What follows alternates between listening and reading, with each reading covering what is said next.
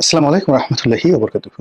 সম্মানিত দর্শক, চাঁদাবাজি নিয়ে সারা বাংলাদেশে যে লোমহর্ষক, হৃদয় বিদারক, মর্মান্তিক, নির্মম এবং নিষ্ঠুর ঘটনা ঘটে চলছে, এবং এ সকল চাঁদাবাজির যে সকল ভিডিও ক্লিপ, দৃশ্য সামনে আসছে,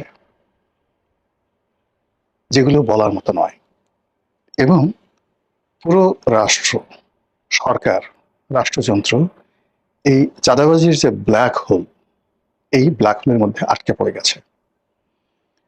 এটি এত বড় রাক্ষস, কিংবা ধরুন ক্যান্সার, অথবা আর কি বলবো, করোনার মতো জীবন সংহারী হয়ে পড়ছে। যারা এই চাঁদাবাজির কবলে পড়ছেন, সেটা বিএনপির লোক হোক, আওয়ামী লীগের লোক হোক, জামাতের লোক হোক, সাধারণ মানুষ হোক, পুরো পরিবারের মধ্যে যে প্যানিক ছড়িয়ে পড়ছে, পুরো সমাজে যে প্যানিক ছড়িয়ে পড়েছে, আর সেই প্যানিকের সাথে যখন আমরা সংসদের ঠাট্টা মশকরা, কথাবার্তা বা সরকারের যে মহাপরিকল্পনাগুলো শুনি, মনে হচ্ছে যে আমাকে, মানে, একটা তলোয়ারের উপরে শুয়ে বা আমার পশ্চাৎ দেশ দিয়ে একটা তলোয়ার ঢুকিয়ে দেওয়া হয়েছে। তো আমার কোনো মতো প্রাণবায়ু আছে, এবং আমার শরীরে যে রক্ত ঝরছে সেটা বোঝা যাচ্ছে না।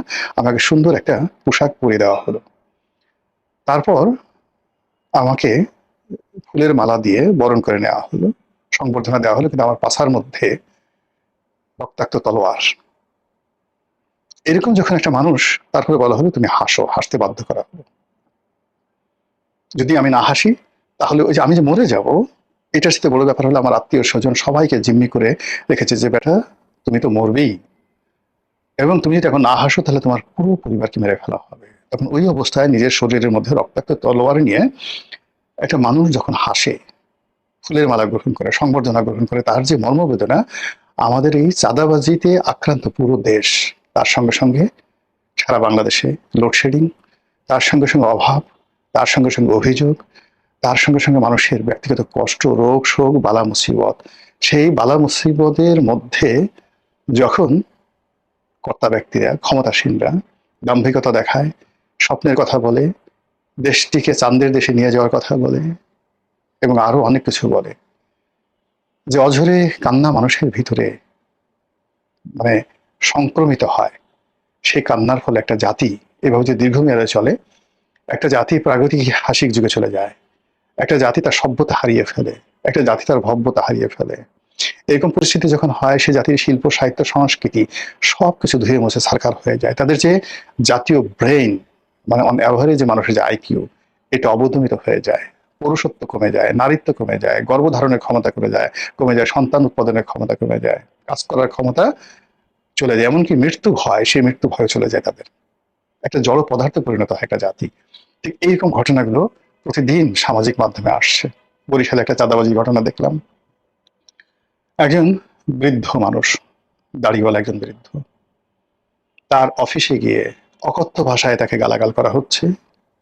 এরপরে তার অন্ডকোষ প্রচন্ড বেগে চেপে ধরা হলো।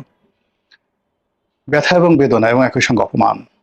সন্তানের সে ছোট একজন মানুষ এসে তার অন্ডকোষ চেপে বলছে, এই টাকার চেক সিগনেচার করে দাও এখন এখানে।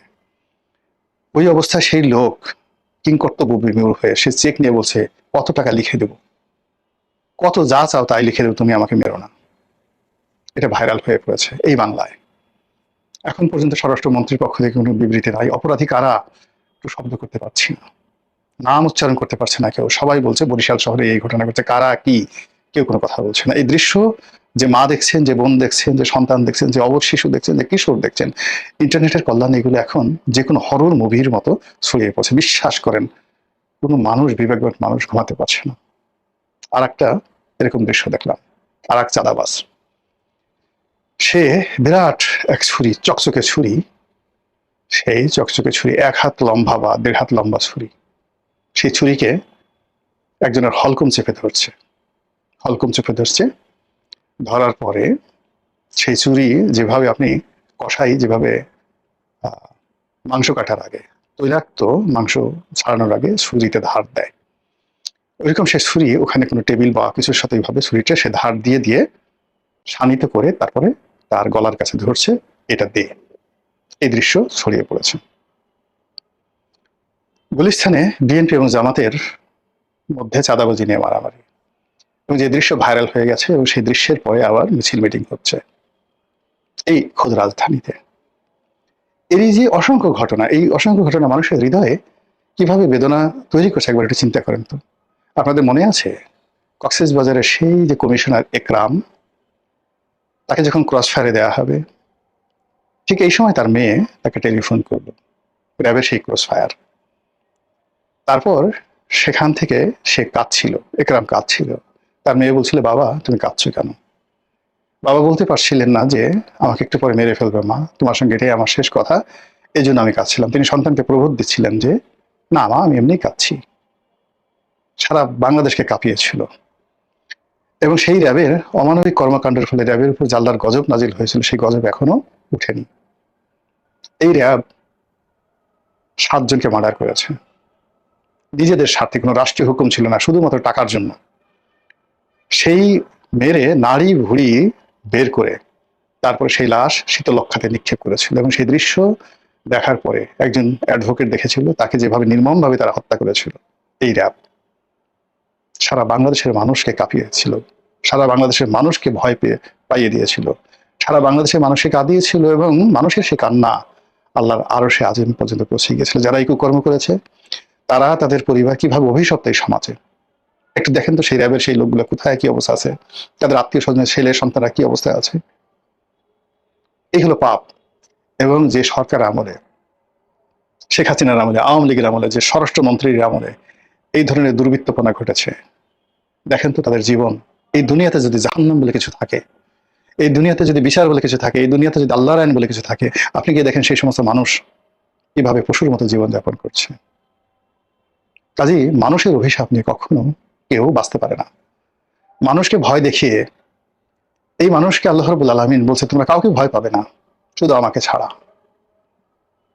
তো যখন কোনো একটা মানুষ এই আল্লাহকে ভয় পাবে, আল্লাহর ভয়টাকে ভুলিয়ে কারো হৃদয়ের মধ্যে মানুষের ভয় তৈরি করে দেয়, সঙ্গে সঙ্গে সে আল্লাহর যে কর্তৃত্ব, সেই কর্তৃত্বকে চ্যালেঞ্জ জানায়। হোক সে চাঁদাবাজ, হোক সে দুর্নীতিবাজ, হোক সে মন্ত্রী, হোক সে প্রধানমন্ত্রী, হোক সে রাষ্ট্রপতি, হোক সে ফ্যাসিস্ট, কিংবা কোনো মবকারী, মব সন্ত্রাসী। যখন একটি মানুষ আল্লাহকে ভুলে মানুষকে আল্লাহ রাখতে বাধ্য হয়, প্রাণ ভিক্ষা চায় মানুষের কাছে, বাবা গো তোমার কাছে প্রাণ ভিক্ষা চায়, আমাকে মেরো না, তখন ওই মুহূর্তে ওই মানুষটি জীবনের তাগিদে শিরক করে বসে। সে আল্লাহকে ভুলে যায়, তার জীবনের মালিক আল্লাহ, তার মরণের মালিক আল্লাহ, তার রিজিকের মালিক আল্লাহ সে ভুলে যায়। ভুলে গিয়ে ওই সন্ত্রাসীকে সে মনে করে সেই আল্লাহ।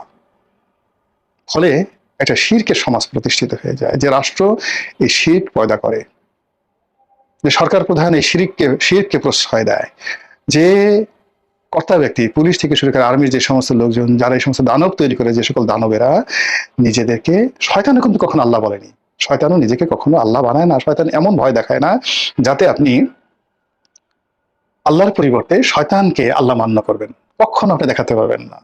শয়তান আপনাকে প্রলুব্ধ করে, লোভ দেখায়, লালসা দেখায়, বিপথে নেয় যেন আপনি জাহান্নামে যান। কিন্তু শয়তান আপনাকে কখনো আপনার সামনে অস্ত্র ধরবে না যাতে করে আপনি তার কাছে প্রাণ ভিক্ষা চাইবেন শয়তানের কাছে, হে শয়তান তুমি আমাকে প্রাণে বাঁচাও, হে শয়তান তুমি আমার আব্বা, আমাকে মেরো না। এই কথা কখনো শয়তান করে না। কিন্তু আমরা মানুষ যখন অস্ত্র হাতে তুলে নিয়ে আল্লাহকে ভুলিয়ে দেই, আল্লাহর হিকমাকে ভুলিয়ে দেই, প্রকৃতির আইনকে ভুলিয়ে দেই, এবং এই জমিনে সরাসরি আল্লাহকে চ্যালেঞ্জ জানাই, তখন সেই মানুষদের সঙ্গে আল্লাহর যুদ্ধ শুরু হয়ে যায়, সেই মানুষদের সঙ্গে জিব্রাইলের যুদ্ধ শুরু হয়ে যায়, সেই মানুষদের সঙ্গে আজরাইলের যুদ্ধ শুরু হয়ে যায়, সেই মানুষের সঙ্গে গাউস, কুতুব, অলি, আল্লাহ, পীর, মাশায়েখ, আশিকান, জাকিরান, সিদ্দিকগণ, নবী এবং শহীদান সকলে যুদ্ধ ঘোষণা করে। সে মানুষকে যারা প্রশ্রয় দেয়, সেই মানুষদেরকে যারা ওহন করে, মানে এই ধরনের খারাপ মানুষদেরকে, তাদের উপর থেকে আল্লাহ রাব্বুল আলামিন তার বরকত উঠিয়ে নিয়ে যান, তার রহমত উঠিয়ে নিয়ে যান, তার হিকমা উঠিয়ে নিয়ে যান, তার হেদায়েত উঠিয়ে নিয়ে যান। আমাদের এই সমাজে যেভাবে চাঁদাবাজি, যেভাবে সন্ত্রাসী কর্মকাণ্ড, যেভাবে সন্ত্রাস মানে পাগলা ঘোড়ার মতো চলছে, প্রত্যেকটা মানুষকে তছনছ করে দিচ্ছে, এ এক অভিশাপ।